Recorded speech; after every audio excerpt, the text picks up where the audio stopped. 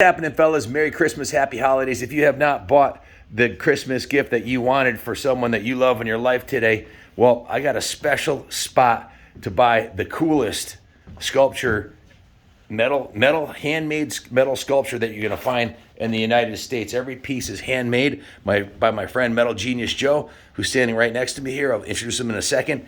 And if you remember the giant frog that we have at the museum, the giant spider, what else do we have down there? We got the 20-foot eagle, Joe. Hey, Joe, how you doing? This Metal Genius Joe. How long you been doing this for, Joe? Probably about 12 years. I did it part-time. In the last 2 or 3 years, I went full-time. So this is what I'm doing for a living. Awesome, awesome. You've done some beautiful pieces. In addition to we have the sailfish at the museum. Dragonfly. The dragonfly, right when you pull in. The frog. So the spider. The eagle. All those, yeah, the eagles, I think, what, a 20-foot wingspan on it? It's massive. That was a very early work. Joe does some amazing pieces like this one right here. Oh, you want to describe this one? Yeah. That's all. That was a flat sheet of 14 gauge steel that I pretty much hammered out, shaped, put together, and I designed it so the light comes out of the nose, mouth, eyes, and the whole top of the head when it lights up. I don't have a neon light in it now, but that's what it is. It's a wall mount piece. Do you do custom pieces, like you're doing a major art piece for the town here now? Yes, that's already up there. That's the Wannet Conservation Area. I did the 6-foot great blue heron. What are those consignment pieces? What do they call it? Yes, commission artwork. Yep. If you want a dragon done, if you got an MC clubhouse and you want something done specifically for your clubhouse, Joe can take your logo. He can take your whatever symbol that you have and craft it into metal. You can make custom pieces that you can mount on the hood of your tractor trailer, or pieces that you could mount on your pretty much anything you want crafted, handcrafted artwork. Joe can do within reason. What's the best way for them to get a hold of you, Joe? Contact me through metalgeniusjoe.com, please. I have my email on there, and you can see pretty much a whole big body of my work. I do everything from scrap metal work to high-end pieces, indoor, outdoor, small, big, large. It's totally unlimited. So Joe actually donated some of the pieces that we have on display at the museum, including the monster eagle that we did there, and they've been seen by thousands of people, and Joe's been doing consignment pieces. If you want to have a one-of-a-kind gargoyle for the top of a building or a clubhouse or a shop, well, this is the kind of work he can do. And you use pretty basic tools, Joe, to craft this stuff, which I think is really where the magic is at. Can you describe how you create these works of art and yes, everything I do, I use an old Lincoln Tombstone stick welder, basic hand tools, oxyacetylene torches, a vise, my workbench. I have no bending equipment, shaping equipment, everything's by hand, and mainly the ball peen hammer, the 2-pound ball peen hammer I swing.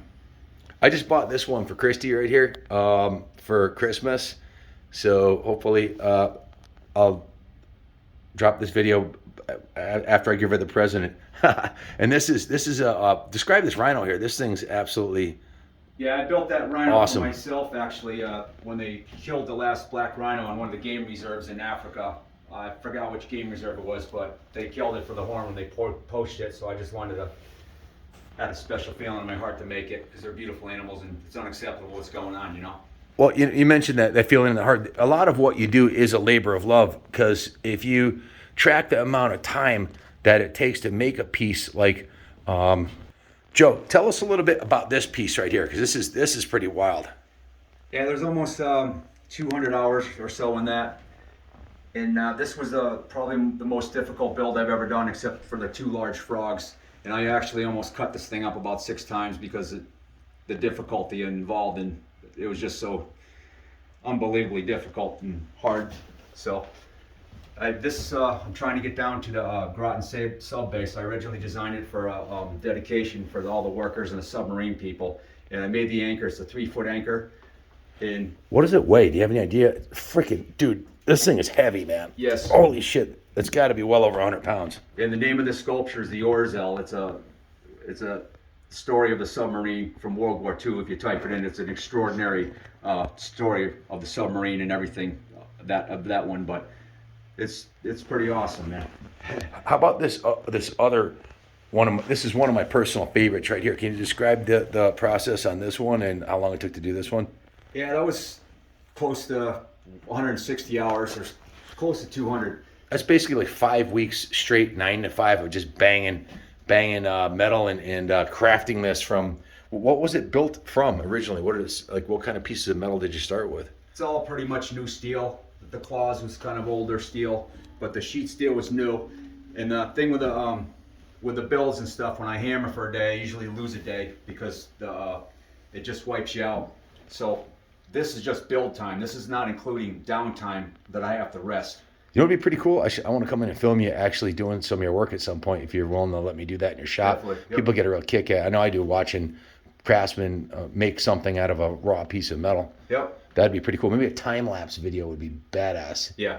You know, like do an 8 hour time lapse and cut it down to like 5 minutes so you can see how much got done in a day. That'd be pretty cool. I'd have to get Junior involved with that. It's beyond the scope of what I can do. I did want to mention one thing, that the giant frog you have down at the museum, I built his brother Bruno, who's even bigger. He's 12 feet by 12 feet tree frog.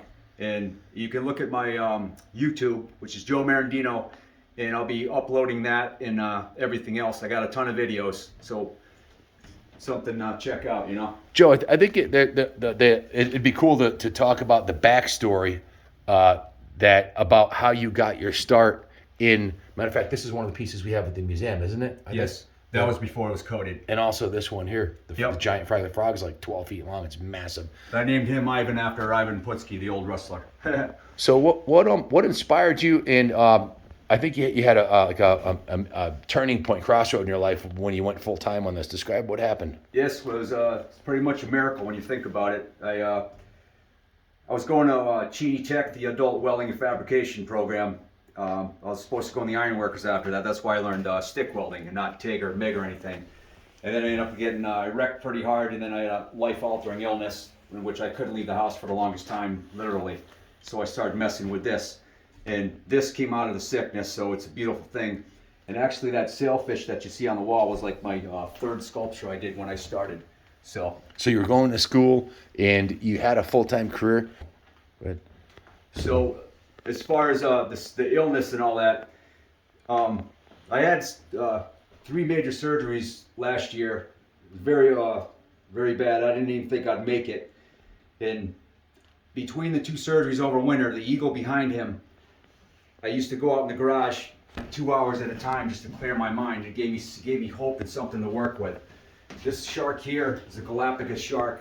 I did another one early on for the lady up in the town there who bought it, and I was bedridden because I got so sick for about 2 months. It was so bad, and I couldn't do anything. But I started the shark, and I'd keep coming in here and just touching it and visualizing me in the shop. It helped me get through it and gave me a desire to get well and to get going and do it again. And the metalwork has always saved my life. And people wonder why this stuff is good. I put all my emotions and everything into my work, and it just flows. So it's a very, very awesome gift. Trying to expand through the world, and I don't know. That's awesome. The creative outlet of artwork is what inspired you and gave you the will to push on when, you know, if you'd given up, you might have died, right? Yeah. I mean, I almost died because last year in October I went out of business because then I didn't think I was going to even be able to do this anymore. It was a real train wreck in my mind. it's a very physical. That's why I want to film you doing this, because you're basically beating this molten metal. You heat it up and shape it, right, with hammers and tools. I mean, this isn't like paper mache here. You're hammering metal. Yeah. That's why I said, you know, if it took you 200 hours to do one of these sculptures, or 150 hours, whatever it was, there was a lot of rest time in between, because you can't hammer for 150 hours straight. It's kind of like racing motocross or being a runner. You can't run 5 marathons. You do a marathon and you wait a week, and that's kind of what you do here, right? So Yeah. it might have been 140 hours, but it might have been over the course of 2 or 3 months, right? Yeah, because sometimes I get going on the build and I have to walk away with it and then come back and get a fresh start. A lot of times I usually get injured on everything. Like with the dragon, when I was hammering that, a big hot coal flew right in my eye. I almost lost the eye here, and I ran out in there in the snow and it packed my eye. I get hurt on everything pretty much. It's like the gargoyle over there. I was welding on it, even though I was doing it outside. I had ventilation fan on me and my respirator and all that. I got metal fume fever and was wiped out for a whole week. It was really, really nasty because the coating on there, you know. But it's all good. It's part of it. So if somebody wants to consign or order a piece, get a hold of you through your website, metalgeniusjoe.com. That's the best to do. Email you there, or they can find you on Instagram also, right? Instagram is Metal Genius Joe, and the YouTube channel I just kind of started is Joe Marandino. So Yeah, hopefully we'll see some of these kick-ass piece of artworks on there, and it would be pretty cool if you could set up one of them cams to document your creative process here. How many of these pieces in your gallery here are available for sale today? If somebody wanted to buy a piece for a Christmas present or a post, you know, not everybody gets what they want for Christmas. Maybe somebody will see something. Should they contact you through the website? And definitely through the website.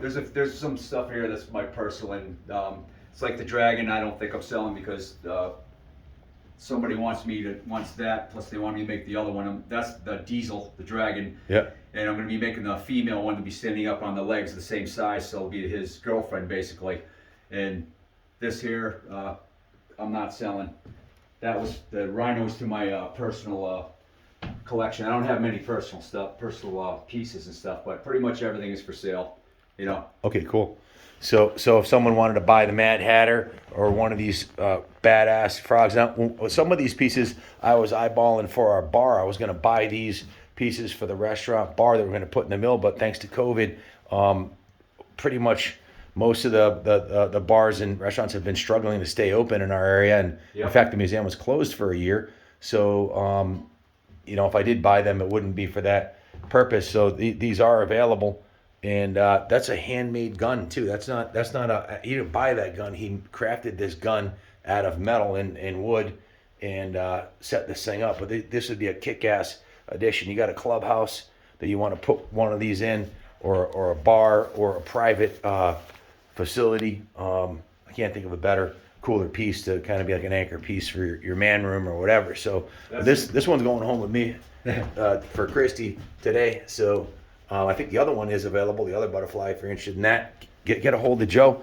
If you have something custom you want made, he'll work with you. He incorporates crystals and other cool things that you wouldn't expect in the sculptures. And I think the sky's the limit when it comes to metal with you, right? So yes, the spider you just showed, that's a 38-inch diameter outer ring, and so is this fish to give you a size reference. And it's a big honking slab of amethyst crystal on his butt. And the lettering on the fish here is 5 inches, just to give you that, you know, size reference. I'm booking out pretty far right now as it is, so I don't know. Things are going well. 2022 is going to be really fantastic for everyone, I think. Amen. Well, guys, thanks for staying with us for so far, and I'm going to load this up for Christy and bring that home. If you guys want something custom made for yourself, give Joe a call. Joe, thanks for inviting us into your gallery here. It's incredible what you're doing with this metalwork here.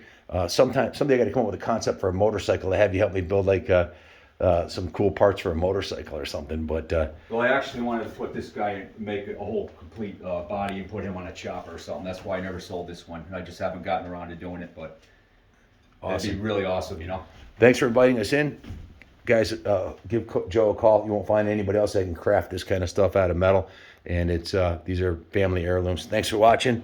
Everybody have a great Merry Christmas, Happy New Year, and God bless America.